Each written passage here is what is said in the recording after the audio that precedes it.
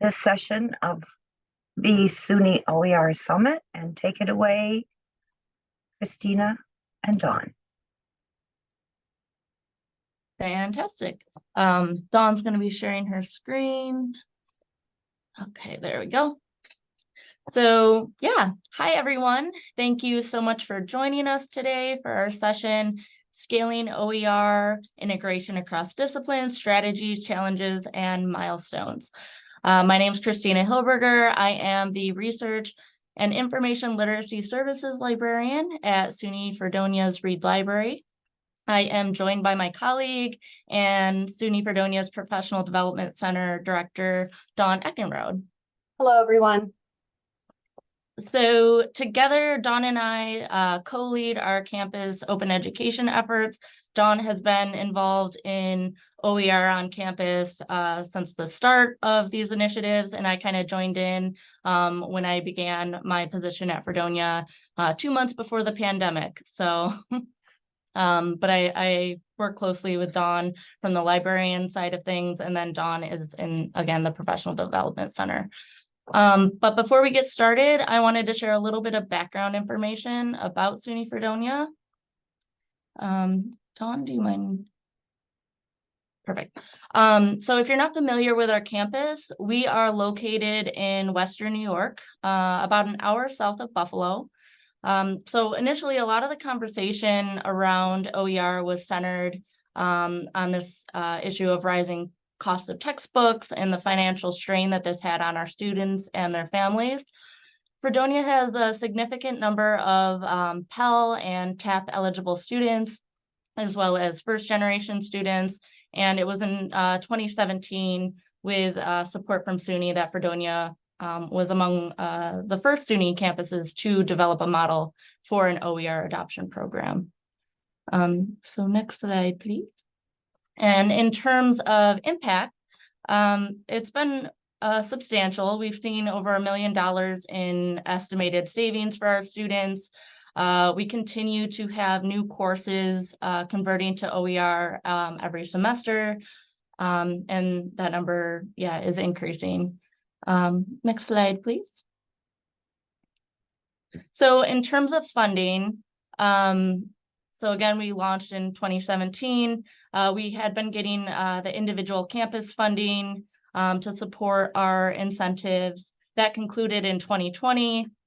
And along with the pandemic, it sort of slowed down our momentum, but we didn't want to lose it completely. So Dawn and I and some of our other collaborators came together and figured out some ways to continue open education incentives, OER on our campus.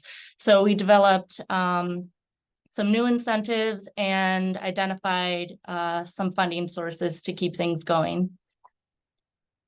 Okay, so we continue to offer OER incentives, but we kind of expanded it because we didn't have as many constraints in terms of the requirements. We were able to expand our incentive to include OER as well as no cost, low cost materials, so that we made it a little more flexible for folks who are interested in making their courses a little more affordable for their students.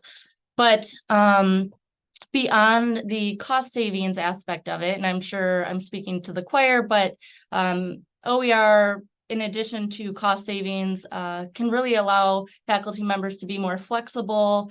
And in my role as an instruction librarian, I work really closely with our teaching faculty.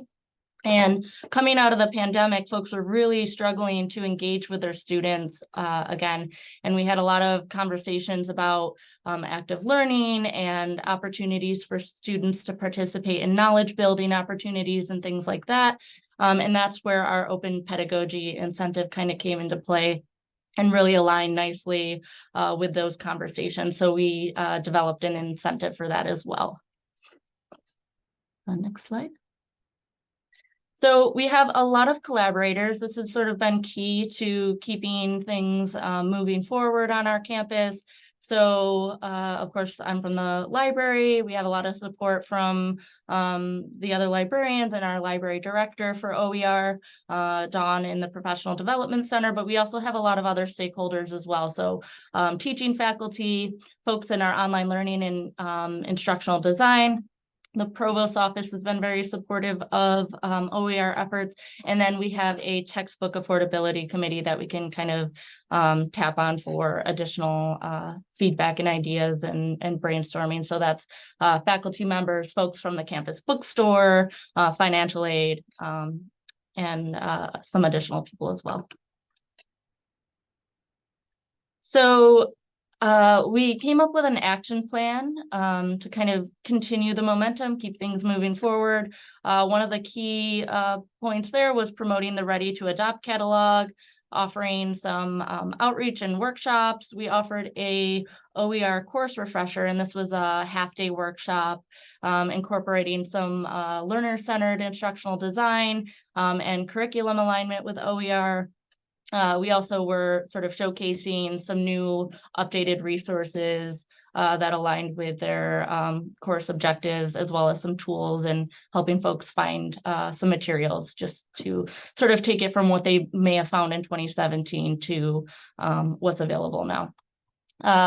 So again, open publishing, open pedagogy incentives, other professional development opportunities Dawn will talk a little bit more about. And then one of the key things that I wanted to discuss today is our new pathway through Fredonia's School of Business core curriculum. So next slide. So I want to focus a little bit more on that because that's really where we're scaling our efforts. So we have 3 departments in the School of Business, the Business Administration, Economics, Applied Professional Studies. There are 15 faculty professors, 11 adjuncts, and we are starting to get a lot of buy-in. So we were invited to the department meeting. We were able to kind of share some of these new incentives we developed. We had some faculty members who had already converted to OER, and then other folks that I had worked with in the library for instruction who were interested in learning more. And we've seen, Dawn will talk about some of that, the stats a little bit, but a lot of new folks in the School of Business interested in OER. Additionally, we have support from the new dean as well. So as far as creating an intentional OER curriculum, this is really our first attempt at creating a pathway like this. If it is successful, there is the potential to impact approximately 600 students enrolled in these 10 business programs. And our real goal is to create a model for this type of OER infusion across disciplines.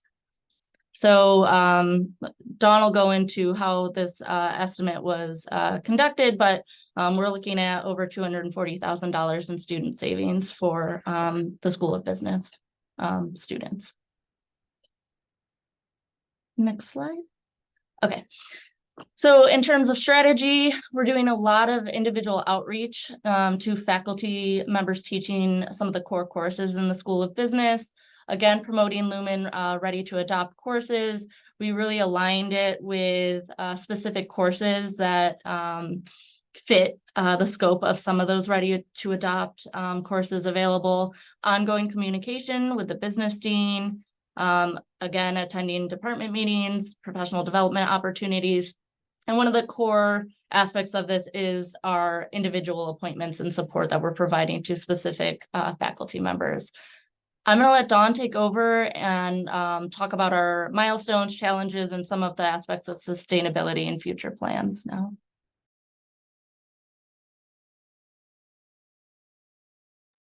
Oh, you're muted, Dawn. Sorry. I put the video on, I didn't do the volume. All right. So thinking about our project milestones with the School of Business, this is a really new pilot project for us. What really was a catalyst for this project is the new dean for our School of Business started in spring 2023. And he had a really keen interest in OER his faculty developing OER courses for the School of Business. So I was meeting with him early on when he started on our campus. And then fortunately, SUNY OER Services was offering some funding and support this summer. So it aligned really well with us developing this project pilot. And some of our milestones that we've met, again, this is a very fresh project, but one great thing in collaborating with the department and with the business dean, OER adoption is a department level goal for the business school this year. So the dean has set a target of having 20% of all business courses converted to OER this year. So what we did as part of our grant proposal with SUNY OER Services is that we took the time and mapped our core courses and did an initial round of outreach to the business faculty teaching these courses so that we could let them know that this is a goal that we're working towards this year. And so as part of this process, we looked at how many students would be impacted. We looked at what the original textbook costs were for these courses. And then we also went through and looked at the Lumen Ready to Adopt course catalog and just went through and preliminarily identified materials that are readily available that potentially align to these different courses. And this is where we established that number of $240,000 in savings. And to date, we have 6 faculty members who've converted 12 unique courses. And then we're currently working with 7 additional faculty members from the School of Business who are new to OER, and we're working towards OER adoption for their courses as well. So we're reaching a pretty significant portion of the faculty right now. Some other milestones that we've reached throughout the summer and the fall. We also our business dean had come in. He had already compiled some OER content that he had been working on himself. So we developed an OER statistics textbook along with him. And we also worked with 2 faculty members in the spring and in this current semester on working on open pedagogy projects with their students. And we couldn't be doing this type of work without the support of the SUNY Creates project. I don't know if anybody was able to go to the SUNY Creates presentation yesterday, but predominantly we've been working in Pressbooks in SUNY Creates, but that has been a really wonderful tool for our campus to have access to. We've also provided some different professional development opportunities. We offered a half-day workshop for our business faculty over the summer that was really well attended. We got 10 faculty. You saw we have 15 full-time faculty. 10 of them came in over the summer to work with us to learn more about OER and to look into converting their courses.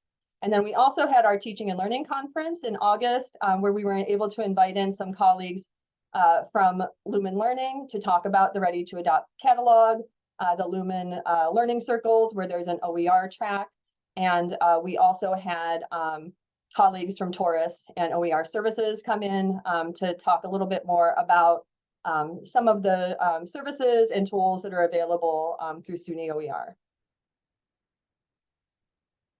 Another great thing that we have going on too, in the process of these conversations, as you know, assessment of these types of programs can be a big challenge. To date, we've done really, our assessment has focused mostly on student perception and faculty perception of OER, but we haven't really delved deeply into looking at DFW rates and the impact on DFW rates for OER courses. So that's an assessment plan that we're currently developing.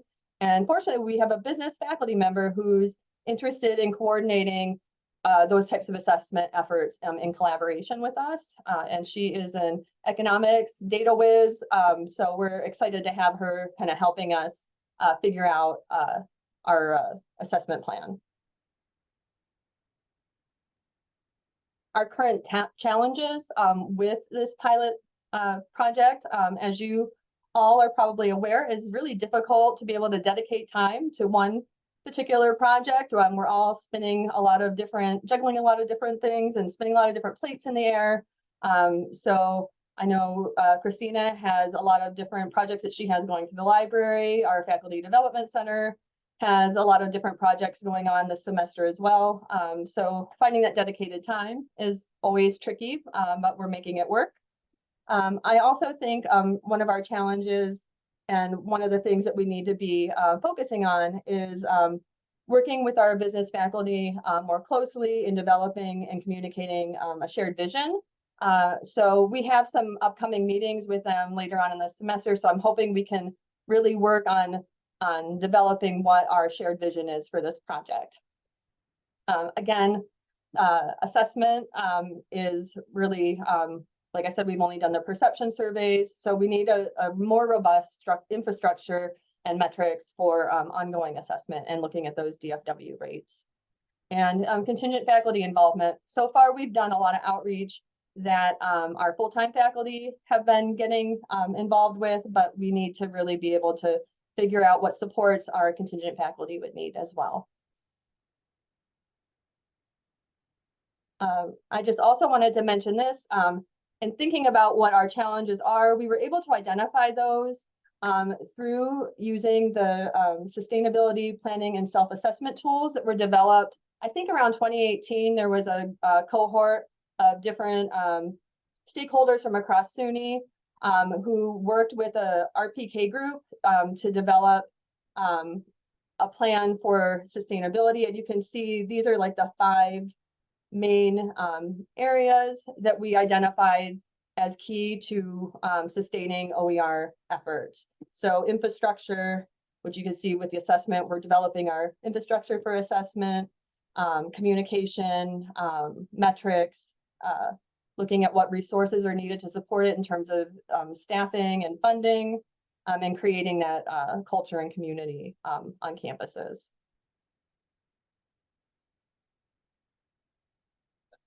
Future plans, if our pilot project with the business department proves to be successful, we've identified some future growth areas and some future departments that we think would be key to work with: communication, our English program, education, and mathematics. We have a lot of OER adopters in those areas. And for example, like our entire English composition program uses OER for their course materials. So we've already made a lot of inroads in these areas. So we can see kind of expanding this model into these departments.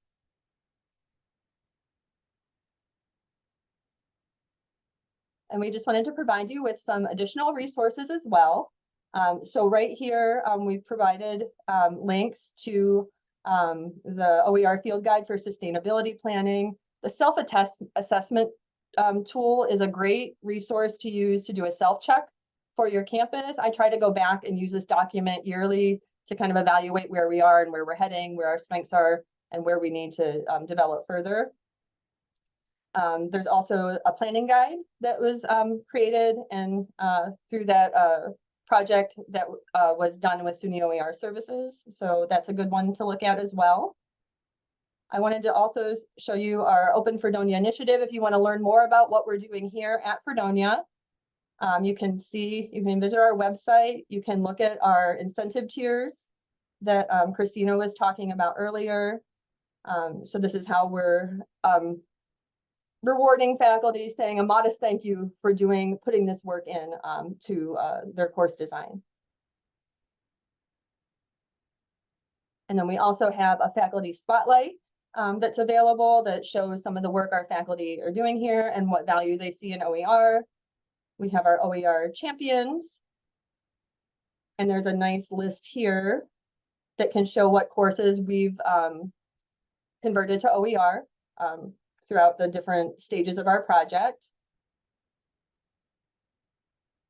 There's information on some of the open pedagogy projects that our faculty have developed in collaboration with their students. And then there's information on our textbook affordability committee as well.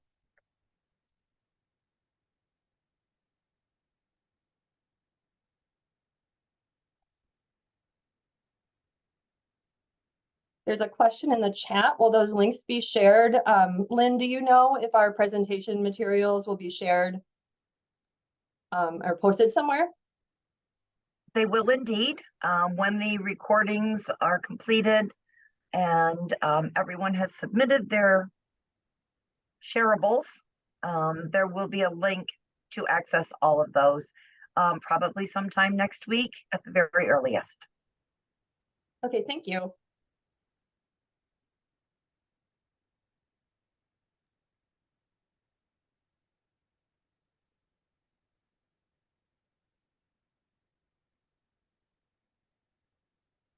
Christina, I think you're on mute. Or you weren't. We couldn't hear what you were saying, though. I could see.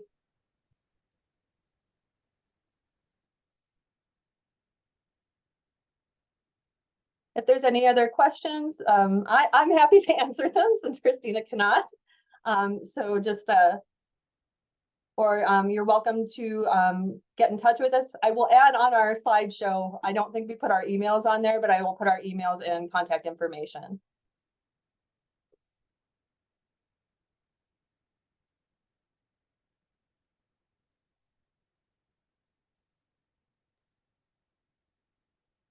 Well, thank you very much. I am going to stop the recording.